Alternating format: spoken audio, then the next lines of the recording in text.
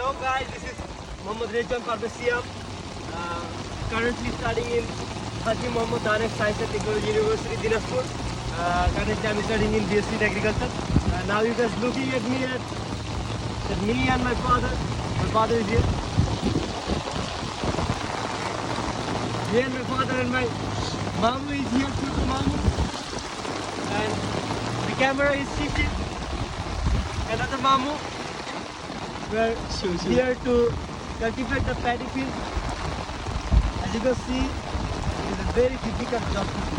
Some of the farmers, including me, as an agricultural student, we must appreciate the farmers. If we want to keep our country developed and served. As you can see, my father is giving me lecture that I will be freezing in cold if I do not give helmet to my head.